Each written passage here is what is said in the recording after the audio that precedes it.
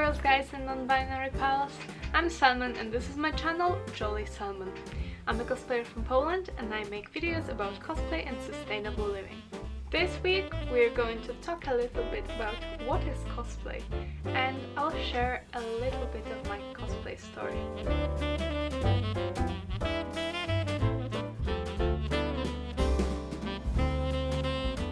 Let's get festive.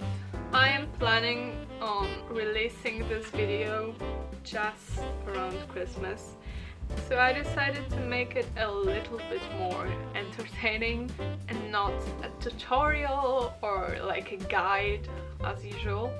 So buckle up, I'm going to take you on a journey to the past. So cosplay is a phenomenon. I sewed it myself, so it's not perfect. Okay. So cosplay is a phenomenon known mostly to nerds and usually practiced by nerds. It's derived from the words cosplay and play. No, wait. It's derived from the words cosplay and play. No, wait. It's derived from the words cosplay and play, which together make cosplay, the art of dressing up as characters from pop culture. Wikipedia states that it's a performance art in which participants, called cosplayers, wear costumes and fashion accessories to represent a specific character. Cosplayers often interact to create a subculture, and a broader use of the term cosplay applies to any costume role-playing in venues apart from the stage. And favorite sources include anime, cartoons, comic books, manga, television series, and video games. So the history of cosplay is quite complicated because no one really knows if it actually originated in Japan or in the US, and first cosplays existed as early as in the 60s, but the term cosplay was made in 1984 by a Japanese man named... I have to check. Oh, there is no mention of his name. So it was... Cosplayers are the people who participate in cosplay, wearing their costumes and also displaying them in photos, videos, TikToks, in stage performances and other cosplay related stuff. There are many things you can do in cosplay, and my favorite activity is actually taking part in competitions. Most cosplayers meet each other at conventions, huge fan gatherings of people who are just interested in pop culture. There are conventions focused around anime and manga, there are conventions focused around fantasy and science fiction, and there are also conventions that are focused on cosplay and photography, like Photocon or Pixelmania. You might have noticed that cosplay has recently gone mainstream due to its popularity on TikTok and on other media like YouTube, but it is still widely not understood, so that's why I'm making this video. Many cosplayers decide to make their costumes themselves because they enjoy crafting or they just want to make something themselves. However, if you're going to take part in a cosplay competition, you have to make your costume yourself because it is forbidden to enter a bought costume into a competition. If you want to learn more about competitions, I have a video about it right here in the cards, so check it out and let me know in the comments if you enjoyed it. But making costumes yourself is not the only way you can become a cosplayer. Cosplayers are also the people who wear costumes made by someone else or bought from a store. We as a cosplay community are working towards not discriminating people who don't make their costumes themselves, because cosplay isn't entirely about craftsmanship, it's about having fun and enjoying impersonating and embracing the characters we dress up as. You can also cosplay as your own characters. It's called OC cosplays, which is derived from own character cosplays.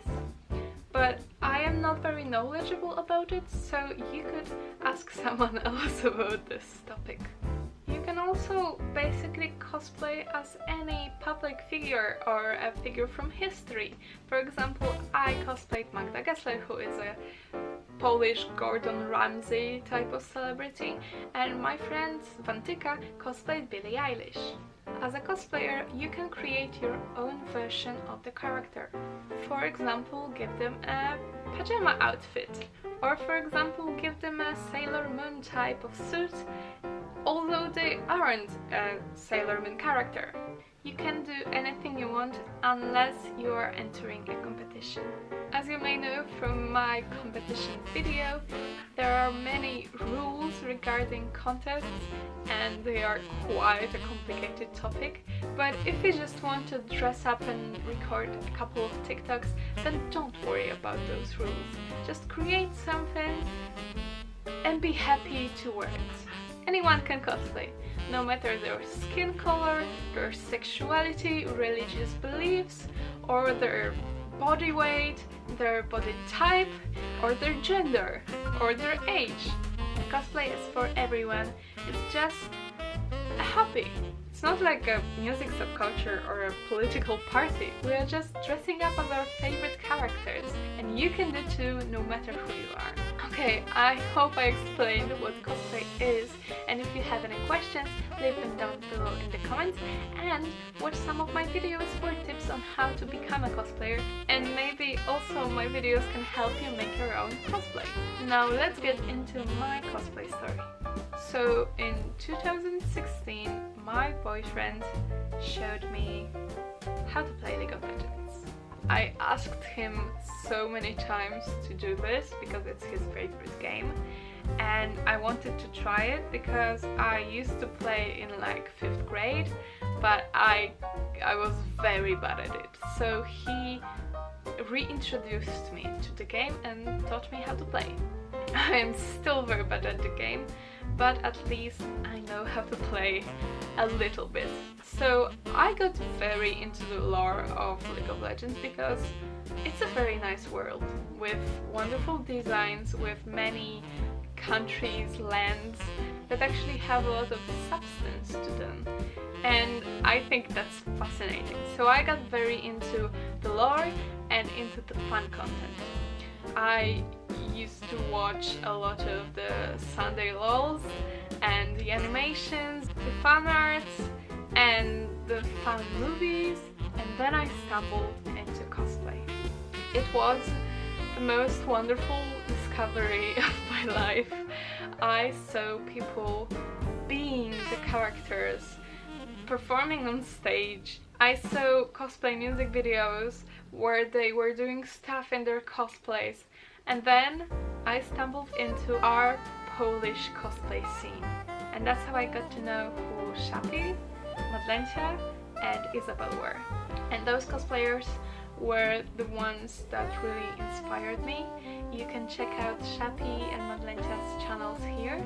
Yeah, I was just enamored with their costumes, especially the ones I saw in their interviews and performances, stage performances from Poznań Game Arena in 2015 and 14. So I was very enamored by Shapi's Azir, by Madlencia's Jinx and Draven, and I was just... they were so beautiful and I wanted to be that too. So I wanted to dress up as League of Legends characters too, but I didn't know how to. So I tried to search through all of the internet. I was 14 at the time, yeah, because it was 2016 I learned how to play League of Legends, and then I think it took me a year to actually get to cosplay videos, and then in, I think it was the beginning of 2017, I got through all of the tutorials I could find. I watched all of Shapi's videos, I watched Kamui Cosplay's videos, I watched Kimpatsu, and I was ready. I decided to send Shapi a message. Hey, I would like to make my first costume. Would you like to help me? Because I don't know if 2 wigs are going to be sufficient to make this wig. And I sent her Leona, pool party Leona photos because I wanted to make it, because I was very uncomfortable with my tummy. So it was Easter 2017 and I sent it to her.